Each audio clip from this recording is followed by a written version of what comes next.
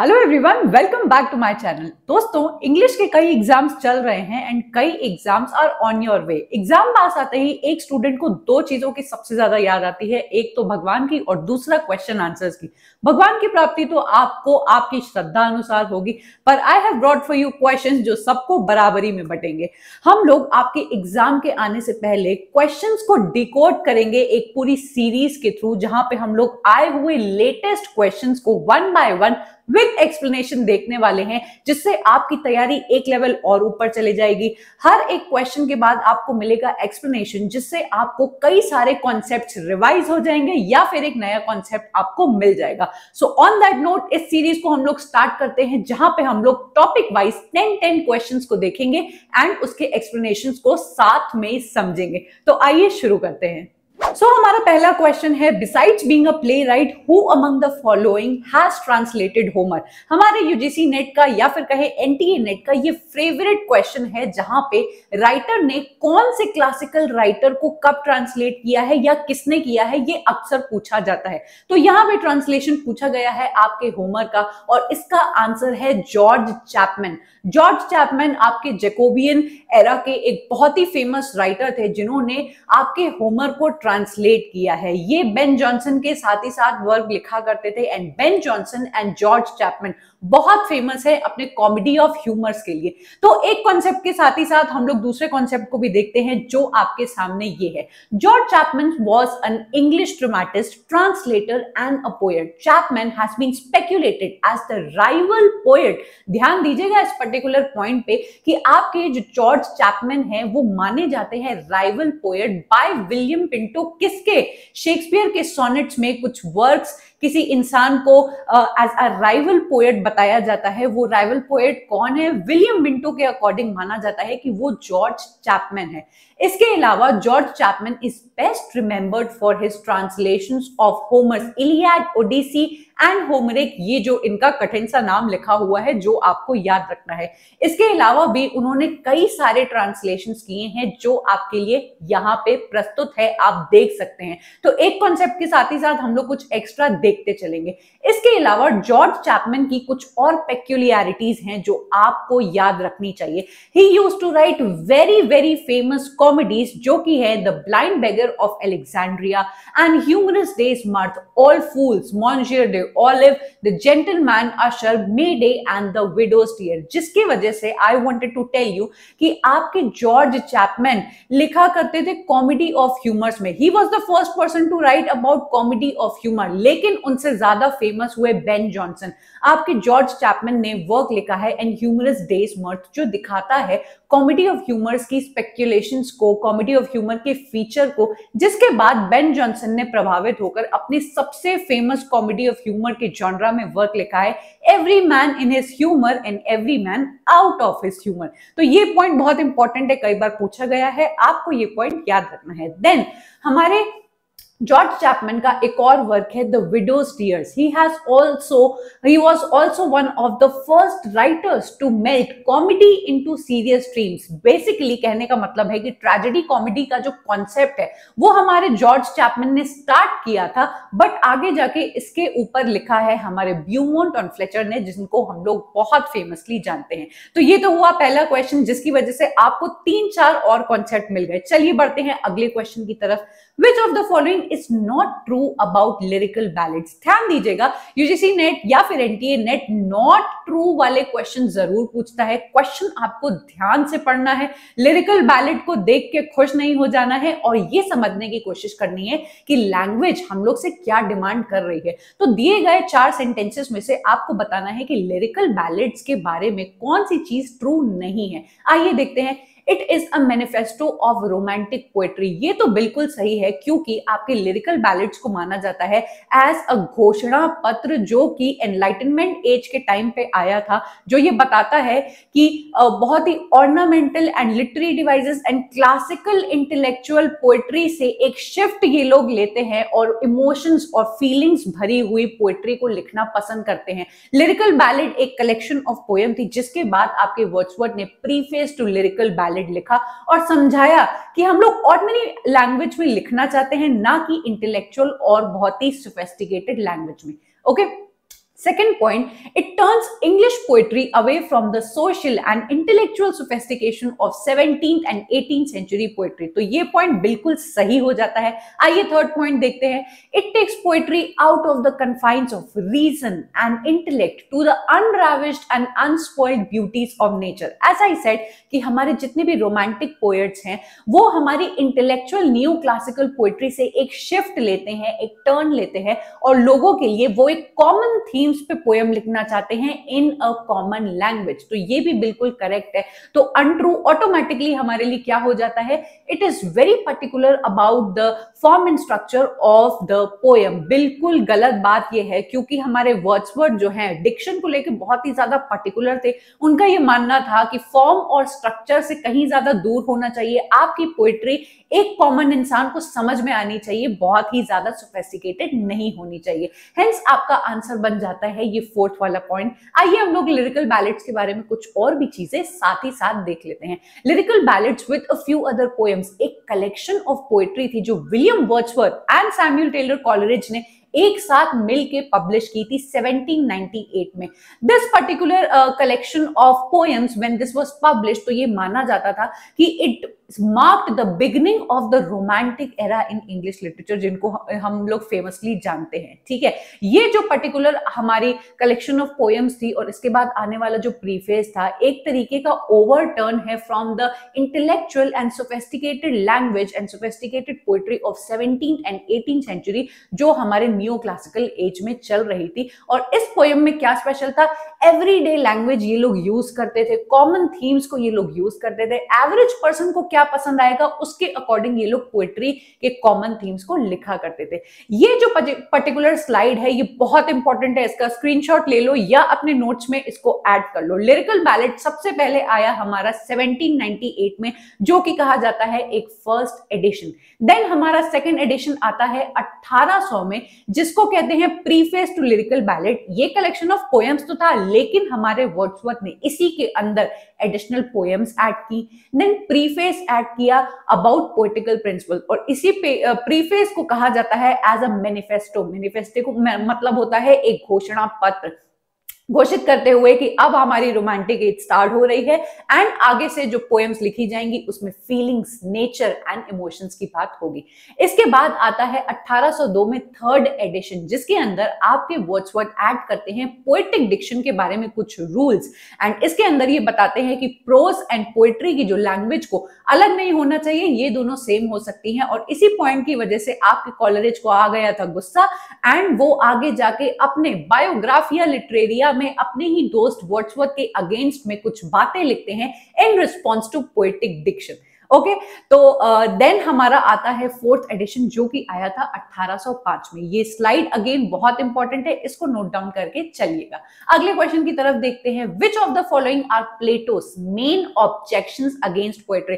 हम सब लोग को पता है कि हमारे प्लेटो पोएट्स को और पोएट्री को कुछ खास पसंद नहीं करते थे, कई सारे आरोप लगा के गए हैं वो पोएट्री के ऊपर और पोएट के ऊपर। आइए देखते हैं वो क्या आरोप है। सबसे पहले तो आपके प्लेटो कहते हैं कि पोएट एक इमिटेटर होता है। If you are a student of English literature and criticism, I hope आप सब लोग ने बहुत अच्छे से प्रिपेयर किया होगा, तो आपको पता होगा कि सबसे पहला जो इल्जाम लगाया है हमारे प्लेटो ने वो ये बोला है कि जो भी पोएट होते हैं वो इमिटेट करते हैं हमारे आइडियल वर्ल्ड को और इसलिए उनकी जो पोएट्री है वो डिसेप्टिव है। इमिटेट का मतलब होता है कॉपी करना एंड हेंस इसके सपोर्ट में उन्होंने थ्योरी ऑफ मिमेसिस भी बताई है जिसमें कुर्सी वाला एग्जाम्पल दिया है। तो सबसे पहला पॉइंट इनका बिल्कुल सही है। दूसरा पॉइंट है the poet is incapable of bravery. हम लोग को नहीं पता कि ये पॉइंट अभी सही है या नहीं, लेकिन आप एक नॉर्मली अगर आपने क्रिटिसिज्म पढ़ा है प्लेटो का तो आप सोच सकते हैं कि उन्होंने ये बात बोली है जिस टाइम पे प्लेटो लिखा करते थे उस टाइम पे ब्रेवरी एंड आपके हीरोइज्म के टॉपिक्स को बहुत ज्यादा प्रधानता दी जाती थी, लेकिन उन्होंने कहीं पे भी ये नहीं बोला है कि आपका जो पोएट है उसके अंदर ब्रेवरी नहीं होती है। तो ये वाला पॉइंट तो गलत हो गया। अब अगर आप एग्जाम हॉल में बैठे हैं तो ये तरीका आपके बहुत काम आने वाला है, जहां पे आपको जैसे ही एक गलत पॉइंट मिल जाए उससे रिलेटेड जितने ऑप्शंस हैं उसको आप तुरंत कट कर लीजिए। ऐसा करने से आपका टाइम बचेगा और ऑप्शंस सही ढूंढने में आपको और आसानी होगी। चलते हैं पॉइंट नंबर सी की तरफ। The poet by fuelling passions and emotions weakens the reasoning capacity of the citizens. हमारे प्लेटो ने ये एक और इल्जाम लगाया है कि जितने भी पोएट हैं वो बहुत सारे ऐसे इमोशंस वाले टॉपिक के ऊपर बात करते हैं, लव के बारे में बात करते हैं, एंगर के बारे में बात करते हैं, हमारी यूथ को करप्ट करते हैं, भगवान को गलत लाइट में दिखाते हैं, लोगों के मन में पैशंस, सेंसुअल फीलिंग्स को उत्पन्न करते हैं, इसलिए लोगों की बुद्धि खत्म हो जाती है। तो ये वाला पॉइंट बिल्कुल सही है। हम लोग को 2 पॉइंट सही मिल चुके हैं, विच इज ए एंड सी, और जो कि हम लोग को दिखाई दे रहा है कि ये फर्स्ट वाले पॉइंट में हम लोग को ए एंड सी मिल चुका है। आइए आगे के पॉइंट को भी हम लोग देख लेते हैं। पॉइंट नंबर डी है the poet is less responsible. कहीं पे भी उन्होंने ये बात नहीं बोली है, हालांकि कई सारे आरोप लगाए हैं, पर ये बात उन्होंने किसी पोएट के लिए नहीं बोली है, which comes us takes us to the point कि हमारा ए सी एंड ई सही आंसर हो जाता है, जो कि आपका सही आंसर है। आइए थोड़ा सा हम लोग प्लेटो के आरोपों के बारे में जान लेते हैं। सबसे पहला आरोप जो उन्होंने लगाया है, art is mere imitation and therefore it is deceptive. It encourages passion and let it rule over intellect. Poetry and all other art is useless. And आपका फोर्थ जो आरोप है, art leads to immorality. ये सारे ही points और प्लेटो की पूरा criticism I have covered in my entire video. Link नीचे दिया हुआ है, आप जाके देख सकते हैं। बहुत सारे क्वेश्चंस इसमें से आते हैं, तो I would highly recommend you to go and watch that video. आगे बढ़ते हैं अपने अगले क्वेश्चन की तरफ। Which of the following is an incomplete poem by PB Shelley. अब एनटीए नेट वाले बड़े ज्यादा होशियार हो गए हैं, उनको पता है कि बच्चे इन मेन राइटर्स के बारे में जरूर से पढ़ के आते हैं। ऐसा कौन सा क्वेश्चन पूछा जाए जो उनको नहीं आता हो, इसीलिए अब बहुत ट्रेंड चला है ये वाले क्वेश्चंस का, जहां पे अनफिनिश्ड वर्क के बारे में पूछा जा रहा है। पीबी शैली का जो अनफिनिश्ड वर्क है उसका नाम है द ट्रायम्फ ऑफ लाइफ। आइए थोड़ा सा इसके बारे में हम लोग देख लेते हैं। पीबी शैली हम सबको पता है कि रोमांटिक एरा के सेकेंड जनरेशन के एक बहुत ही फेमस पोएट है। इनके बारे में ये बात आपको शायद नहीं पता होगी कि अपनी टाइम स्पैन में जब ये जिंदा थे तब ये फेमस नहीं हुए थे, पर जैसे ही इनकी मृत्यु हुई अचानक से लोगों को इनकी पोएट्री में इंटरेस्ट दिखने लगा and he started gaining people started gaining interest in his poetry. इनकी कुछ फेमस पोएट्रीज है, वो है Ozymandias, ode to the west wind, to a skylark. Then इनका फिलोसॉफिकल एसे है द नेसेसिटी ऑफ एथीज्म। हमारे जो पीबी शैली हैं वो पॉलिटिकल थीम्स के भी ऊपर काफी लिखा करते थे एंड हेंस पॉलिटिकल बैले लिखा है इन्होंने, the Mask of Anarchy. Then आगे बढ़ते हैं, इनके और मेजर वर्स ड्रामा है जो है सेंसी, और इनकी कुछ लॉन्ग पोएम्स हैं जैसे Alastor, the spirit of the solitude, Julian, Maddalo and Adonais. Then इनका बहुत ही फेमस वर्क है प्रोमीथियस अनबाउंड, एंड लास्ट में आ जाता है इनका unfinished work the triumph of life, published 1822। This was all for PB Shelley. चलिए दूसरे क्वेश्चन की तरफ चलते हैं। Who said there is, there can be and there ought to be the difference between the languages of prose and metrical composition? Starting में ही आपको इसकी थोड़ी सी हिंट लग गई होगी। हमारे वर्ड्सवर्थ ने पोएटिक डिक्शन के बारे में बात की है और उन्होंने एक स्टेटमेंट पास किया था कि डिफरेंस है हमारे पोएट्री और प्रोज की लैंग्वेज में, खास डिफरेंस नहीं होना चाहिए, जिसका काउंटर अटैक हमारे कोलरिज देते हैं और कहते हैं कि बिल्कुल पोएट्री और प्रोज की जो लैंग्वेज है उसमें डिफरेंस है, क्योंकि प्रोज को आप नॉर्मली पढ़ते हो, वेयर एज पोएट्री को पोएट्री क्या बनाता है, रिदम, राइम, मीटर और उसकी अनफेमिलियर लैंग्वेज। तो कहीं से भी आप ये नहीं कह सकते हो कि प्रोज एंड पोएट्री की जो लैंग्वेज है वो सेम होनी चाहिए। हेंस आपका आंसर बन जाता है एसटी कॉलरिज। आइए देखते हैं वर्ड्सवर्थ ने पोएटिक डिक्शन के बारे में क्या कहा है। पोएटिक डिक्शन का साफ एंड सीधा मतलब होता है लैंग्वेज ऑफ पोएट्री। तो इन्होंने कहा है वर्ड्सवर्थ ने, personifications do not make any natural or regular part of that language. क्योंकि हमारे Wordsworth ordinary language, common man की लैंग्वेज पे बहुत ज्यादा बिलीव करते थे, तो वो कहते थे कि क्या कॉमन लैंग्वेज में राइम, रिदम एंड मीटर होना चाहिए? बिल्कुल भी नहीं। इसलिए प्रोज एंड पोएट्री की जो लैंग्वेज है वो बिल्कुल सेम होनी चाहिए। जैसा कि यहाँ पे लिखा हुआ है, ये क्लेम करते हैं there neither is nor can be an essential difference between the language of prose and metrical composition. और इसी बात का विरोध करते हैं हमारे कोलरिज और ये कहते हैं कि therefore there must be an essential difference between the language of prose and poetry। therefore कहां से आया? Coleridge asserts that there is and there ought to be essential difference between language of prose and poetry because the difference arises from the fact that poetry uses meter। भाई आप pros को आप जब newspaper पढ़ते हो सुबह को तो क्या उसको गाना गाते हुए पढ़ सकते हो? बिल्कुल भी नहीं, क्योंकि उसके अंदर ना मीटर है ना राइम है। लेकिन पोइट्री को आप जरूर गाने की तरह गा सकते हो क्योंकि उसकी लैंग्वेज वैसा उसको बनाती है। हेंस कोलरिज के अकॉर्डिंग प्रोज एंड पोइट्री की जो लैंग्वेज है वो बिल्कुल अलग होनी चाहिए। चलते हैं हम लोग अगले क्वेश्चन की तरफ, which of the following are true about Harold Pinter. Last time जब नेट के एग्जाम आ रहे थे तो मेरी ऐसी ही कुछ सीरीज चली थी वेयर आई टोल्ड यू कि हमारे पोस्ट मॉडर्न एरा से Harold Pinter and Samuel Beckett या फिर थिएटर ऑफ एब्सर्ड के टॉपिक से जरूर एक क्वेश्चन हर साल हर शिफ्ट में पूछा गया है। तो ये दो ऐसे राइटर्स हैं जिनको आपको कभी भी छोड़ के नहीं जाना है। आइए देखते हैं इनके बारे में क्या पूछा गया है। यहाँ पे आपसे पूछा है कि हैरोल्ड पिंटर के बारे में क्या चीज सच्ची है। देखते हैं। Harold Pinter was born in the year 1925। अब ये पॉइंट आपको पता हो या नहीं पता हो इसमें थोड़ा सा शक है क्योंकि हर बच्चे को ये डेट नहीं याद रहती है। आगे बढ़ते हैं। He was influenced by Samuel Beckett and the Theatre of Absurd। ये पॉइंट बिल्कुल सही है जिससे हम लोग को पॉइंट नंबर बी हमारा पक्का मिल चुका है। जिसमें पॉइंट नंबर बी है हम लोग उसको सबसे पहले क्या करेंगे? कट कर देंगे। हमारे पास बच जाते हैं दो ऑप्शंस। चलिए point number C, the Caretaker and the Alchemist are his famous play. अब ये भी अगर आपको नहीं पता है तो हम लोग आगे बढ़ जाएंगे और पॉइंट नंबर डी को देखेंगे। Stanley is the character in birthday party. ये सबको पता है कि हैरोल्ड पिंटर का जो मोस्ट फेमस इनका प्ले है वो है द बर्थडे पार्टी एंड उसके अंदर स्टैनली मेन कैरेक्टर है। तो हम लोग को बी और डी तो मिल जाता है। अब आप देखिए इन दोनों ही ऑप्शंस में बी और डी है तो आपको फर्क बताना पड़ेगा पॉइंट नंबर ई से। ठीक है। Betrayal is a story of a married couple. बिल्कुल सही। हैरोल्ड पिंटर का एक और बहुत ही फेमस प्ले है बिट्रेयल जिसमें एक married couple extra marital affair चलाते हैं, उसके बारे में ये कहानी है। तो आपका आंसर बन जाता है बी, डी एंड ई। इस तरीके से आपको अपने एग्जाम में आंसर फाइंड करने हैं। ठीक है। हैरोल्ड पिंटर के बारे में थोड़ा कुछ देख लेते हैं। हैरोल्ड पिंटर एक ब्रिटिश प्लेराइट थे। सिर्फ कहानियां नहीं लिखा करते थे, वो एक स्क्रीन राइटर भी थे और डायरेक्टर और एक्टर भी थे।